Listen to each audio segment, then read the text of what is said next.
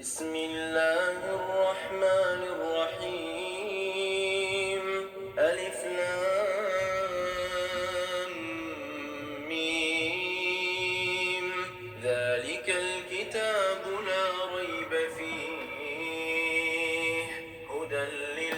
السلام عليكم ورحمة الله وبركاته. كم نجاه زرتني أبوليان كي يجعل كم وفي كم جمع كم برتان فيا كيسني على من سلام كيسن دلقا في عمال فقط سنجا نبر بريد بالله الحمد لله اسم درس بريد كتاي هاوي هي يرو كاميتو والذين يؤمنون فما اسمي أني شوفوفي أكم ترتمي فيا كيسني وجيم مال فكاتا فيان كيسن جريني أكم سنجا نبرة بريد الحمد لله إيجا رانتا لكنت تقوم على سن في درجة الأور دفتك يا باي تكسي عاد جرا سن الراس تورين بيكا فيديو كانوا جاتشو دليس ديكو توريجرا أكم ترتمي سن جريني مال فكاتا دلقان كيسن أكم سنجا hundi keessanuu bakkuma jirtanitti dalagaa keessan irratti jabaadha jireenya keessan irratti jabaadha karoora keessan irratti jabaadhaan isin obboleeyyan kiyya maaliif isinitti fakkaata yeroo ammaa kana namni kanama duubatti harkisu malee ka jabaadhu jedhee haamilee nama kennu hin jiru jechuudha soatu jabduu taatee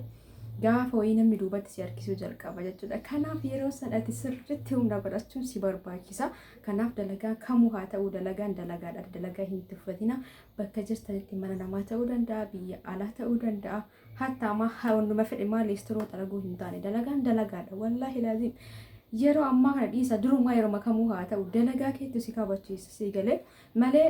namni yeroodhaaf firummaa keetu namnummaan keetu yeroodhaaf si jaalachuu waawwaasiin jechuu danda'an garuu yeroo hundaa'uu namarra teette namni si fedhu hin jiru jechuudha. Kanaaf obboleetti tiyya obboleessa fayya bakka jirtutti dalagaa keetti irratti waxxarii wajjadhu yoo dalagaan tokko si dide kabiraa yaali haga jirtu haga fayyaa qabdu rabbi fayyaa nuuf haa kennu guddaan isaa. Yeroo ammaa kana jechuudha fayyaanuu baay'ee takka qormaata taatee jirti maaliif sababa namaatiif jechuudha waan isin hin jedheef isinii gala jedheeti yaada rabbi kayriyaa godhu namni uumaa nama godhuu hin danda'u yoo rabbi keessa hin jiraatin kanaaf bakka sirtanitti dalagaa keessan irratti jabaadhaan isin hin karoora keessan irratti jabaadha namni kamuu gaafa waan tokko dalagu waan dalaguuf qaba hawwii wayii qaba. Akka namatti jettanii wanni hawwitan wayii hin jiru jireenya keessatti jireenya akkana jiraachuu osoo jiraadhe natti tole yookaan mana akkanaa osoo qabaadhe natti tole jettanii wanni hawwitan tokko ni jiraami hawwii san bakka gahuudhaaf dalagaa dhuunsiin jedha hundi keessanuu yoo balleessi dhiifama guddaadhaan akkasitti waa yaaduu keessamuu kiyya itti aansuun hordoftoota kiyyaarra kan hin dhufee fi obboleeyyan kiyya hedduu namaa keessan dubbisanii siimboo ilkaan dhaabachuu barbaannaa gatiin ilkaanii meeqa orinaan jettan hedduudha. Egaa dhugaa dubbachuu fi ilkaan yeroo baay'ee bakka dhukkubbii ilkaanii ani baay'een beeku ture waggaa darbite sana waa hedduu dabarsee alhamdulillah hundumaafu sababa hedduuni yeroo fuulli keenya ija keenyas ta'udha walumaa galatti jechuudha sababa hedduun kan waa nama dhukkuba qofa osoo hin taane sababa hedduu qaba sababa hedduu san keessa amma waa dubbachuu hin barbaadu haa ta'uti hundumaafu warri waan ilkaanii na gaafattan ilkaan dhaabaan birrii haganaa isiniin jedhuu hin danda'u maaliif akka ta'e beektu ilkaan gosa hedduutu jira kanaafuu maal gootan isiniif fakkaate amma isin osoo dhaabsifatuu barbaaddanii ilkaan ka dhaabbamu ilkaan bareenni finfinnee jira jechuudha adaamaan jiru gaafadhee jiraan yeroo gaafadhee as osoo hin ta'in as ka adaamaa kana jiru zimbiloo ilkaan torba ji'aan booda namarraa kabayeetu jira ijoollee nama baadiyyaatiif dhaabsifamee ka aja kiyyaan arge garuu ilkaan bareeda jedhamu dhaabsifadhee argullee baadhu finfinnee jira isallee ka dhaabsifattan hangatii hagan isiniin jechuu osoo hin taane ilkaan takkitti ka qarshii 15,000tu jira waggaa 20f nama tajaajila jedhanii san allawaalamiin beeku'anii ka dhaabanii gosa hedduutu jira ka dhaaban sunuu jechuudha ka biloon ilkaan erga keessa seeneetiin impilaantiin dhaabantu jira deebi'ee mootu haala garaagaraatiin jira ka'an aga viidiyoo sarchi godhee argetti namni gaafinatti baay'isee jennaan jechuudha haguma ofii kiyyaayyuu ofii kiyyaallee deemuu fedha qabaadhe anillee akkasuma keessa jira hagas himaafuu haga namni waan nama gaafatu tokko gaafii namarraa eega kanaafuu ka ofitti go'anii ofirraa bootu jira yeroo gadi baatu ofitti goote gisee kaan ofirraa baastutu jira gosa hedduun jira ka ilkaan kee qaranii immoo ka irratti si dhaabantu jira ka ilkaan muluma hin qabne ka hundee gadi dhaabantu jira kan mootu ilkaan gamaa gamanaa irraa wanni go'anii irraa bocanii yookaan irraa diqqeessanii gagamaa gamanaatiin gargaaramanii ka itti ol dhaabantu jira ka jidduu gama gamana tokko jiraate kabayisan sadi go'aniitiin kaanitti wanni godhan jechuudha. Hundumaafuu maal isin jechuu barbaade obboleeyyan kiyyaa hin qaminaa fayyaa rabbi isinii haa kennu dhaabattan dalagadhaan dhaabattanii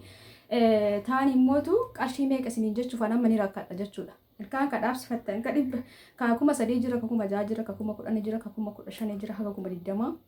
odeeffannoo ani argadha jechuudha. San immoo ka ta'uu danda'u jalqaba dhaxxanii erga keessan isin yaalanii lafee erga keessanii ilkaan dhaabattu san kamiin akka dhaabattu humna keessi gaafatanii erga kee jalqaba erga yaalanii afaan keessa walumaa galatti waan afaan keessa ol qabate yaalii sii taasisanii ka'anii kasiif ta'u yoo humna qabaatte ka ilkaan takka ittiin qarshii 15,000 isinillee dhaabsifatuu dandeetta. Kana jechuun ilkaan tokkoffaa ka ta'e yaala sii taasisanii erga kee qulqulluu ta'e ilkaan isaan sii dhaaban san fudhachuu kan danda'u yoo ta'e ilkaan takka qarshii 15,000 yoo taate ati ilkaan 5 dhaabsifatu yoo barbaadde birrii meeqa si fudhate 15,000 baay'isuu 5 jettan ilkaan fudha yoo dhaabsifatu iddillee 15,000 baay'isuu 10 jettan akkasuma jechuudha. Walumaa galatti akkasumallee immoo kagatiin gadi bu'aa jira. Ka 15,000 illee akkuma jiru san 10,000 illee ta'uu danda'a 5,000 illee jiraatu danda'a waltaadha jechuudha. Ka seeraamikii waan jedhamu tokko illee ni jira bakka walumaa galatti gosa hedduu jira. Akka walii galaatti odeeffannoon isiniin jedhu warri dhaabatu yaada qabdanii kan jiru Finfinneedha isiniin jedheeti jira. Kanaaf maal gootanii jalqabanii dalagattan maallaqa qabattanii gaafa maallaqa harkarraa qabattan kanaaf akka walii galaatti odeeffannoon isiniin jedhu hordoftoota kiyyaa amma biyya namaa teessanii jechuudha. Odeeffannoon isin bira ga'ullee gaafa isin galtan bakka jiraatu waan hin dandeenyeef maal gootanii isinitti fakkaatee obboleeyyan kiyya amma dalagaa keessan waxxartanii hojjettanii qusattan jechuudha. Ilkaan kiyyaaf jettee addatti qusatta. Sani booda gaafa galte Finfinnee dhattee amma yeroon miidiyaan tolee jira sarchii godhuudhaan bakka Finfinnee keessaa namoonni hedduun namoonni bebeekamoon gaarummaa isaa arganii biratti dalagsiifatan sarchii gootee achi dhadhaa saniin booda yaalii taasiftaa yaalii sanitti aanee isaan kasi filachiisan yoo humna qabaatte ka tokkoffaa yoo humna qabne ka lammaffaa akka fedhii keetitti yoo san dhaabsifatta jechuudha. Kanaaf odeeffannoon isin kennu kanuma malee ilkaan dhaabbatan qarshii hagan isiniin ja'uu hin danda'u. Waltaraa akkuma waan kamuu waltaraa yoo humna qabaatte ka bareeda jedhan sanillee dhaabsifatuu dandeetta jechuudha. Akkana isiniin ja'a hordoftoota kiyyaa itti aansan immoo obboleettiin tiyya takka shiitaaf shaarbii na biraa qabdi akkasumallee diriyaa kanaa ka walirratti akkanaa ta'e ka walirratti firee lama qabdi. Shiitii immoo firee 10 na biraa qabdi akkasumas uffata dhiiraa na biraa qabdi isinitti agarsiisa jechuudha. Garuu muddamutti jira. Hundi keessanuu viidiyoo laayikii sheer gochuu hin dagatinaa. Warri shiitii barbaadan koottanarraa bitadhaa isiniin ja'a hordoftoota kiyyaa shaarbii wajjillee jira shiitiin addallee jira. Shaarbii wantanii yoorri barbaadan ordarii godhachuu dandeettanii baay'ee namatti tolti lallaaftuudha bal'oo jechuudha. Diqqoof guddaa qaba kun guddaadha hedduu baay'isee namatti tola. Ani kadiriyaa wajjin isaan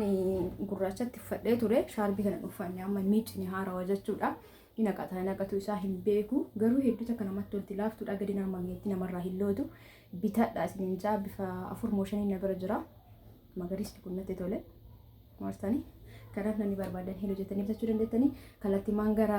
uffatichaatti isin dabarsa turtiin keessan ammallee ana wajjinaa ta'u warri guddinni kiyyaa hawwitan warri akkan jabaadhee hojjedhu barbaadan viidiyoo kiyya laayikii naa godha maaliif isiniif fakkaate YouTube kanarratti viidiyoo haga barbaadde maa birrillee kafalteetiin namni isin waraabiin gadi baatee viidiyoo qulqullina qabu waraabdee gadhiiste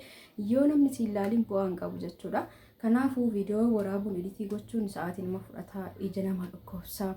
Yoo namni hojjetee asirratti gadhiisu isin laayikii godha. Kiyya qofaa miti dhibbii uumaa namaan gootu laayikii godha nama viidiyoon isinitti yoo tole yoo isinitti toluu baate rakkoo miti laayikii ma jechuun jalqaba yoo viidiyoon isinitti tole yoo viidiyoon isin gammachiise nama yuutuubarra hojjetu kamuu laayikii yoo gootan viidiyoo isaa isaanii yuutuubii sheerii godhaaf jechuudha yoo laayikii baay'ee qabaate jechuudha. Kanaaf yeroo san ilaalamaa fi namni martuu kan hojjetu waa argachuuf waan ta'eef kanaaf laayikii gochuun dagatina namoonni hawwii gaarii naaf qabdan viidiyoo kiyoo isinitti toluu baatellee banaa dhiisa laayikii immoo tuquu hin dagatina sun jaa yaada murada kifnillee bakka isaanii koomitti barreessuu hin dagatina ni wajjumaan gara shiititti isin dabarsa jechuudha.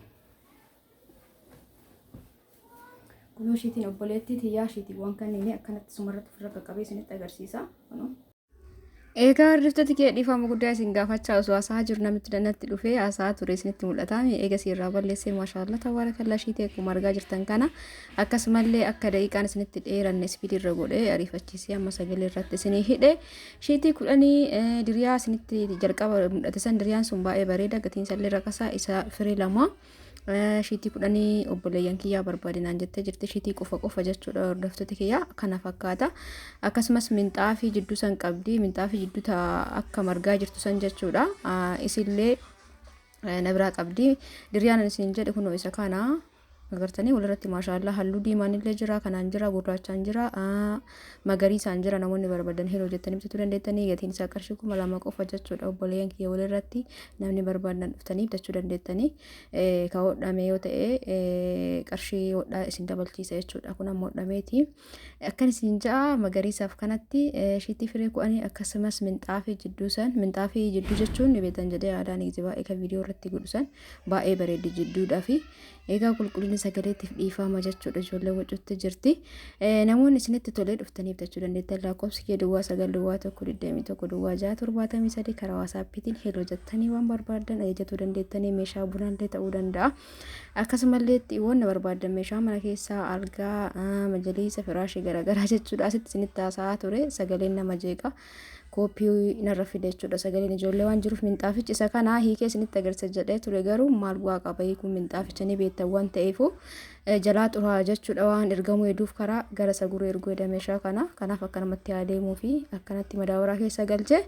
meeshaa isii bakka tokko godhee ergaa fi jechuudha kunuu halluun isaa piinkii bareeda isaati piinkii dammaqaa sanii miti namni hagammaan waliin turtan ulfaadhaa galatoomaa guyyaa keerii keessa naa oolaa baay'ee baay'ee